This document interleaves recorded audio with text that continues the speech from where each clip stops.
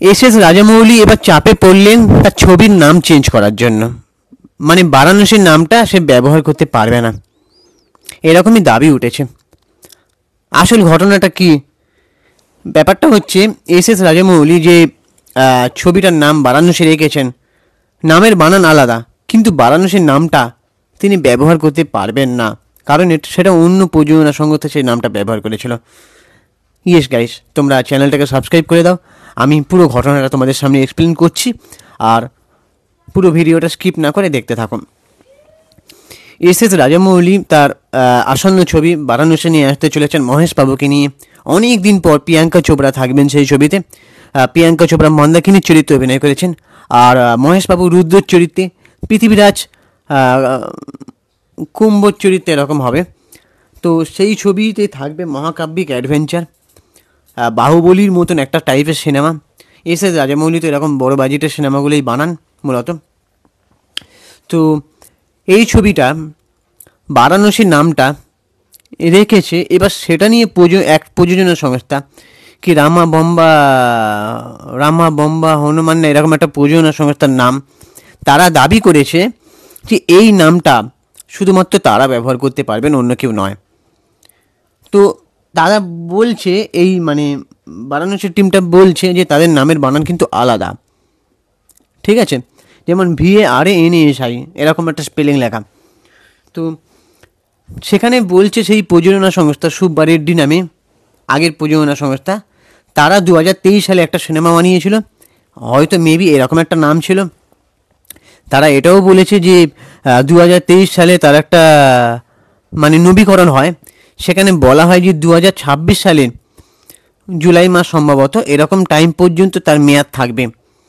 So তার আগে এরকম নামে কোনো সিনেমা কেউ মানে নামটা ব্যবহার করতে পারবেন না, এটাই নিয়ম মানে বলা হচ্ছে যেটা শুনলাম, ঠিক আছে?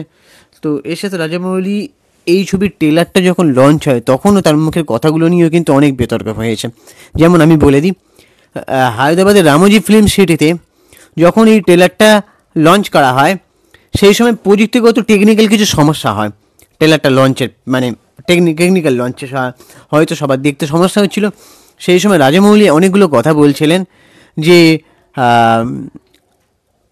আমি ভগবানে বিশ্বাস করি, আমার ভগবানে তেমন বিশ্বাস নেই, আমার বাবা বলতেন হনুমানজি নাকি সবসময় রক্ষা করেন। তো এরকম প্রযুক্তিগত সমস্যার জন্য আমি যদি হনুমানজিকে বলি তিনি কি রক্ষা করবেন, এরকম একটা মন্তব্য তিনি করেছিলেন। তারপরে আরও একটা কথা বলছিলেন এর সাথে রাজামৌলি যে আমার বাবার মতো আমার ওয়াইফও, মানে তার ওয়াইফও নাকি হনুমানজির পরম ভক্ত, এবং সে নাকি হনুমানজির সঙ্গে কথা বলেন, তাকে বন্ধু মনে করে, আর এরকম দেখলে নাকি তার মাঝে মাঝে রাগ হয়।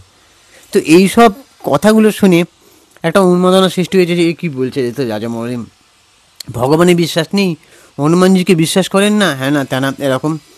তো এইখানেই বিতর্ক উস্কানির সূত্রপাতটা হয়েছে। তো এটাকে নিয়ে আমি কোনো বিতর্ক বা আমি কোনো কিছু বলছি না, আমি জাস্ট নিউজ মিডিয়া যেটা দেখলাম সেটা নিয়ে ঘটনাটা তোমাদের সামনে তুলে ধরছি। তো এস রাজামৌলি এদিকে এই ছবির যে নায়ক নায়িকা তারা কিন্তু ছবিটা জোর কদমে প্রচার করা শুরু করে দিয়েছেন অলরেডি, মহেশ বাবু এবং প্রিয়াঙ্কা চোপড়া, ঠিক আছে? তারা প্রচার শুরু করে দিয়েছেন। তো এবার এই ছবিটার শেষ পর্যন্ত নামটা নিয়ে মানে একটু জলঘোলা হচ্ছে।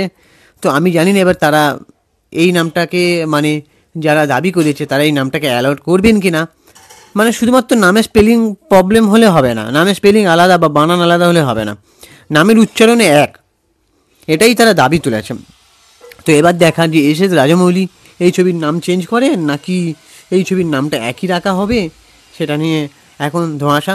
এখন মানে কি হয় সেটা নিয়ে আমি তোমাদের জানাবো।